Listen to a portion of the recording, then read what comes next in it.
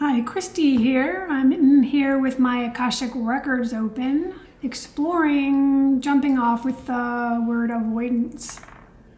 Because oftentimes we would rather deny, push away, go around. Like, how many of us really love things that make us uncomfortable? Or people, or experiences, or whatever. Like, a lot of us are like, yeah, I'm not doing that. I'm not going to say the thing. I'm not going to do the thing. This is really a big deal in procrastination, right? Of how do we stay away from the thing that makes us uncomfortable. And people will say, but yeah, but I'm so upset. It makes me so much more upset that I'm not doing the thing. But there's a sort of paradoxical thing going on here where the avoidance is doing something for us, or we wouldn't keep doing it. Not in a, kind of negative, we're so awful kind of way, but in a, yeah, we really want to take care of ourselves. And so we're going to always lean into the things that are, most comfortable. Unless we override it and go, okay, like I really want to do this thing, it's aligned to my values, it's important to me, let me sort of put the worst of it to rest by either chipping away at it or making a promise to myself that there's a deadline. It's tricky, because then you can say, well, I set deadlines, and I don't make them. And then you can be, sort of undermining your own self-trust. Particularly if you're like, I'm making this deadline artificially, I'm not really going to do it. Like if we're kind of on to ourselves that we already know in advance, we're really not going to lean in.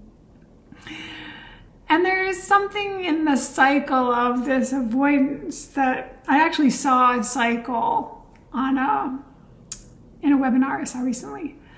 And part of this cycle is relief, because like the moment you go, okay, I don't have to do this right now. Oh, okay, good.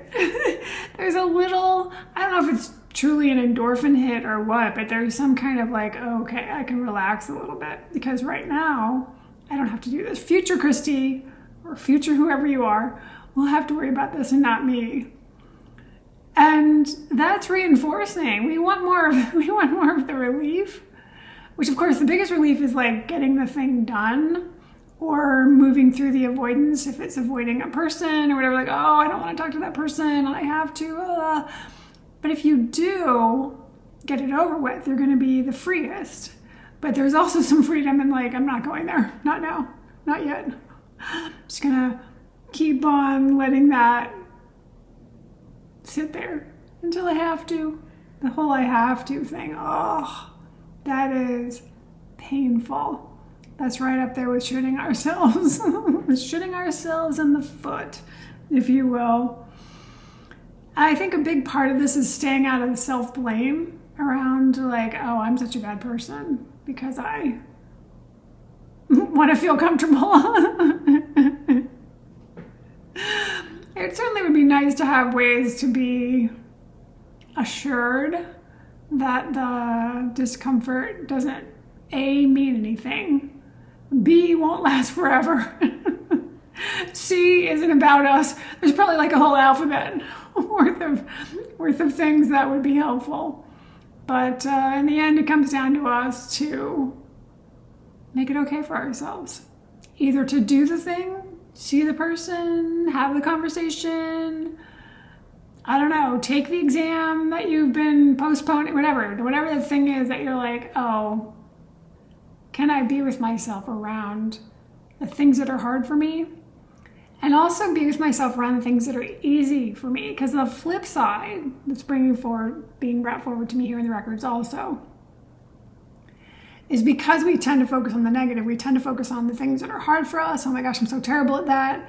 And we really, really skip over, oh, like that's easy for me. Like that's not a problem. I can do that without even thinking about it. Whereas someone else might be like, oh, I hate doing that thing. That is so hard. Do you have any idea how hard that is? Not hard for me. And of course, we're all different, right? Certain people trigger us, certain ideas trigger us, but not someone else. Someone else will be like, that person doesn't really bother me. Or that idea doesn't really bother me, or whatever, that we kind of have our own flavor. I mean, there are certain people that will trigger more people than others. I'm thinking of one particular person that's perhaps a leader in the world. But generally, we have sort of our own nuanced responses to different styles, different approaches. You know, I've been told that I have a very intense way of speaking. Me. And I speak quickly, and not everybody feels comfortable with that. And I get it. I mean, there's certainly speaking styles and approaches that I don't feel comfortable with. Not my preference. So I'm sure there are people that are like, oh, she's hard to listen to, which is fine. Hopefully it's none of you, and hopefully you can listen to me and not be triggered. Oh, I'm making myself laugh, obviously. All right, so I think that's enough for today. Just wanted to get something up here. Speaking of avoidance, I've been like, oh, I gotta make a video. Here I am. At least there's something that I can post.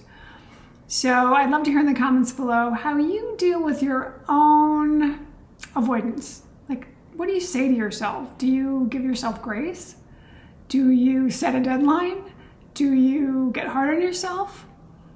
And do you balance it at all with, you know, that is hard for me, but this over here, this is pretty easy. I'd love to hear in the comments below. I look forward to seeing you in the next video. And in the meantime, please, go be brilliant.